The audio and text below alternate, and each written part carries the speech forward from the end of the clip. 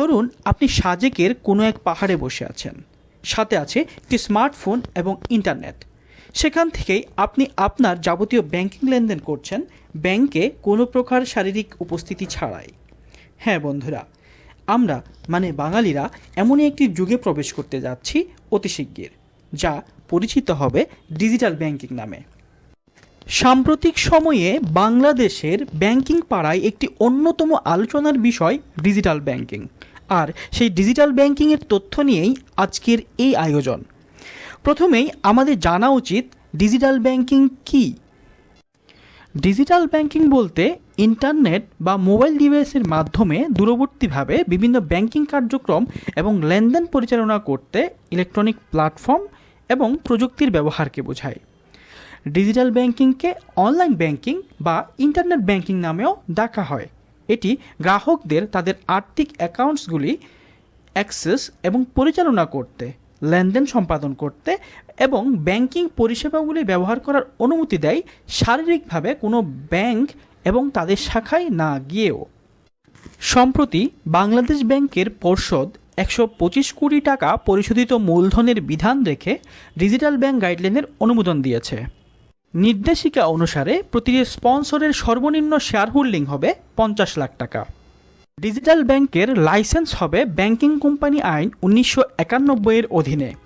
অনুমোদিত নির্দেশিকা অনুসারে পেমেন্ট পরিষেবা Bangladesh payment and settlement system regulation 2014 এর অধীনে পরিচালিত হবে। ডিজিটাল ব্যাংকিং হল অনলাইন ব্যাংকিংয়ে যাওয়ার বৃহত্তম প্রেক্ষাপটের অংশ, যেখানে ইন্টারনেটের মাধ্যমে ব্যাংকিং পরিষেবাগুলি সরবরাহ করা হয়। কনভেনশনাল ব্যাংক হতে ডিজিটাল ব্যাংকগুলির প্রধান পার্থক্য হল ডিজিটাল ব্যাংকগুলির শুধুমাত্র সদর দফতর থাকবে এবং অন্য কোনো শারীরিক উপস্থিতি থাকবে না, যেখানে প্রচলিত ব্যাংকগুলির সারা দেশে শারীরিক উপস্থিতি রয়েছে। সাধারণভাবে প্রচলিত ব্যাংকগুলির জন্য প্রযোজ্য ব্যবসায় এবং অপারেশনাল প্রয়োজনীয়তাগুলি নির্দেশিকা অনুসারে ডিজিটাল ব্যাংকগুলির জন্যও প্রযোজ্য হবে। কেন্দ্রীয় ব্যাংক এমন এক সময়ে ডিজিটাল ব্যাংক চালু করতে যাচ্ছে যখন বিশ্বব্যাপী নতুন প্রজন্মের ব্যাংকগুলো ডিজিটাল ব্যাংকিংয়ের পক্ষে প্রচলিত ইট পাটকেল থেকে মুখ ফিরিয়ে নিচ্ছে। দক্ষিণ এশিয়ার দেশগুলোর মধ্যে ভারত এবং পাকিস্তান 2022 সালে ডিজিটাল ব্যাংক চালু করেছিল। এখানে উল্লেখ্য যে বর্তমানে বাংলাদেশে 61টি প্রচলিত ব্যাংকের সাথে ব্যাংকিং খাত অতিমাত্রায় পরিপূর্ণ। এখন দেখার বিষয় ডিজিটাল ব্যাংক কিভাবে বাংলাদেশের অর্থনীতিতে নতুনভাবে অবদান রাখতে পারে।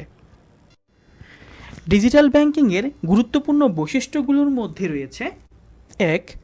Online account access, 2. তহবিল স্থানান্তর, 3.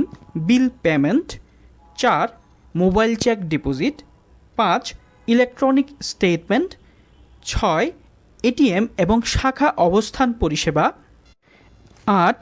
অ্যাকাউন্ট ম্যানেজমেন্ট এবং 9. নিরাপত্তা ব্যবস্থা।